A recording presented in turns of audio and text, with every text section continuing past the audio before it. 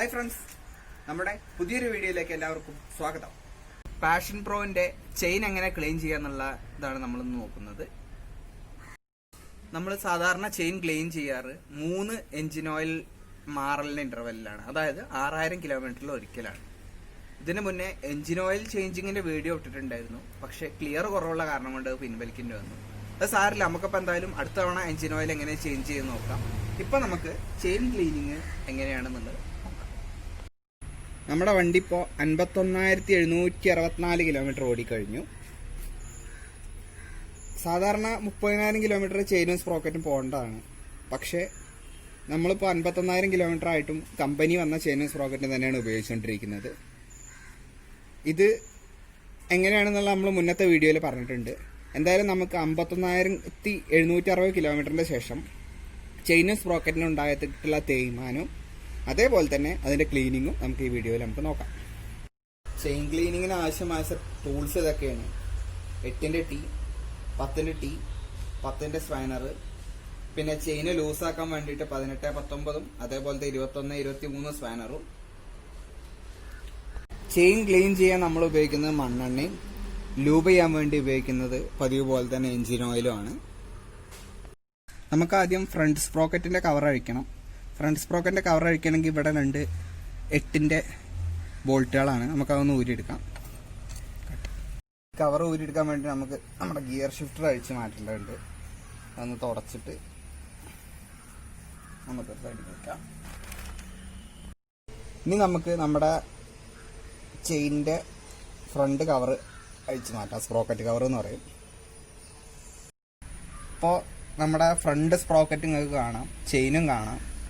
മാത്രമല്ല ചെയിന് വലിയ തേയ്മാനോ സ്പ്രോക്കറ്റിന്റെ പല്ലുകൾക്ക് ഒന്നും കാര്യമായിട്ടുള്ള തേയ്മാനോ കാര്യങ്ങളോ ഒന്നും വന്നിട്ടുമില്ല. 50,000 കിലോമീറ്ററിന് ശേഷമാണ് കേട്ടോ അത്. അപ്പോൾ നമുക്ക് എന്തായാലും ഇനി ഈ ബാക്കിൽ കവറും കൂടി ഒന്ന് ഊരാം. കവറിന്റെ 2 10ന്റെ നട്ടാണ്. നമുക്കൊരു 10ന്റെ ടീ ആയിട്ട് ഊരാം.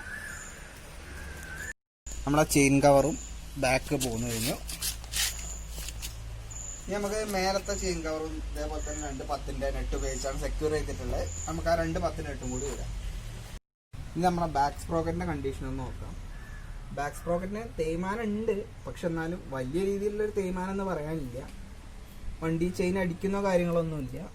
എന്തായാലും പല്ല് കുറച്ചധികം തേഞ്ഞിട്ടുണ്ട്. ഒരു 10-30,000 കിലോമീറ്ററും കൂടി ഇതുമെന്ന് കിട്ടും. നമ്മുടെ പല്ലിന്റെ ഡെപ്ത് കണ്ടോ? പല്ല് ഒരല്പം കുറവാണ്, എന്നാലും അഡ്ജസ്റ്റ് ചെയ്ത് നമുക്ക് കൊണ്ടുനടക്കാവുന്നേ ഉള്ളൂ. മെയിനായിട്ടുള്ള പ്രശ്നം എന്താ വെച്ചാൽ പുതിയ വണ്ടിയൊക്കെ ചെയിനിന്റെ കട്ടി വളരെ കുറവാണ്. മണ്ണെണ്ണയാണ്. നമുക്ക് ധൈര്യമായിട്ട് ചെയിൻമേയും ഒക്കെ ആക്കാം, പ്രശ്നമില്ല. കാരണം അത് ഓറിഞ്ച് ചെയിനല്ല, ഓറിഞ്ച് ഇല്ലാത്ത സാധാരണ ടൈപ്പ് ചെയിനാണ്. മണ്ണെണ്ണ ആക്കി വിചാരിച്ചിട്ടും കാര്യമായിട്ട് തകരാറും ഒന്നും വരാനില്ല. നമുക്കൊന്ന് ചെയിനിന്റെ എല്ലാ സൈഡിലും മണ്ണെണ്ണ ആക്കിയിട്ട് ഇതേപോലെ ബ്രഷ് കൊണ്ട് ഇങ്ങനെ ചളി ഉരച്ച് എടുക്കണം. നന്നായിട്ട് ഉരച്ച് ഇളക്കിയ ഭാഗങ്ങൾ നമുക്ക് ഇങ്ങനെ തുണി കൊണ്ട് തുടച്ചെടുത്താൽ ആ ഭാഗങ്ങൾ വൃത്തിയാവും. അതിന് ശേഷം നമുക്ക് ഇതേപോലെ ചെയിന് നന്നായിട്ട് ഉരച്ച് വൃത്തിയാക്കാം. ചെയിന് നമുക്ക് ഇതേപോലെ ഒന്ന് തുണിയിട്ട് നല്ലോണം ഒന്ന് തുടച്ചു കൊടുക്കാം.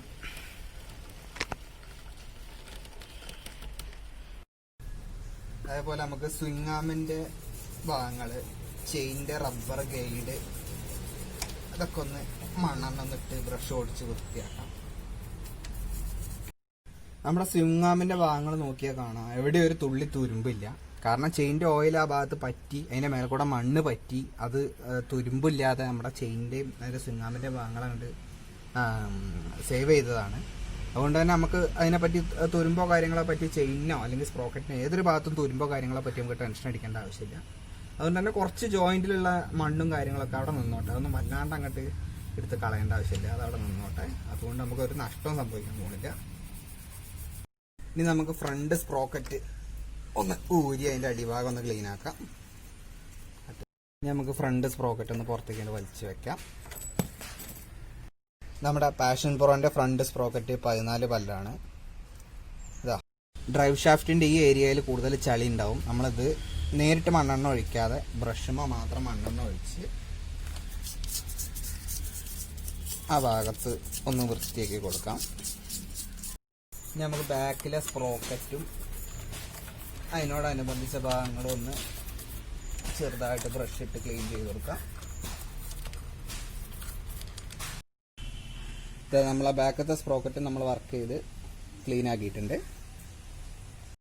ഇനി ഫ്രണ്ട് സ്പ്രോക്കറ്റ് ഫിറ്റ് ആക്കാൻ വേണ്ടി നമുക്ക് ചെയിൻ ഒന്ന് ലൂസ് ആക്കേണ്ടതുണ്ട്. ചെയിൻ ലൂസ് ആക്കാൻ വേണ്ടി നമുക്കൊന്ന് പിടിച്ചു നോക്കാം.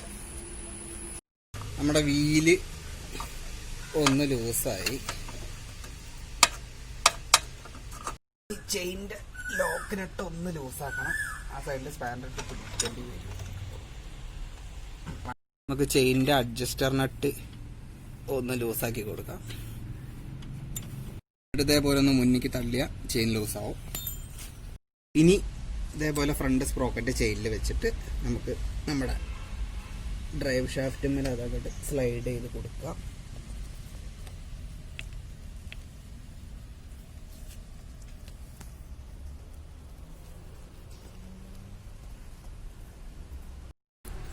അതിന് ശേഷം നമുക്ക് നമ്മളെ ചാവി ഇട്ടുകൊടുത്ത് ലോക്ക് ചെയ്യാം. ഇത് ലോക്ക് കൃത്യമാക്കി വെച്ചതിന് ശേഷം ലോക്കിനെ പിടിച്ച് നിർത്തുന്ന 2 10-ൻ്റെ നെട്ടുണ്ട്. ആ നെട്ട് നമുക്ക് കൈ കൊണ്ട് ഇട്ട് കൊടുക്കാം. ന്യൂട്രലാക്കിയതിന് ശേഷം സ്പ്രോക്കറ്റ് കൃത്യമായിട്ട് കറങ്ങുന്നില്ല എന്നൊന്ന് ചെക്ക് ചെയ്യാം. എവിടെയും ഒരേണ സൗണ്ടൊന്നും ഇല്ലെങ്കിൽ നമ്മൾ സ്പ്രോക്കറ്റ് ഇട്ട് ക്ലിയർ ആണ്. അതേപോലെ തന്നെ ചെയിൻ്റെ ലിങ്കുകൾ സ്പ്രോക്കറ്റിന് കണക്കായിട്ട് ലെവലായിട്ടാണ് കയറുന്നത് എന്നുള്ളതും കൂടി ഒന്ന് കറക്കുമ്പോൾ ഒന്ന് നോക്കാം. ഓക്കെയാണ്. ഇനി നമുക്ക് ചെയിന് ടൈറ്റാക്കാം.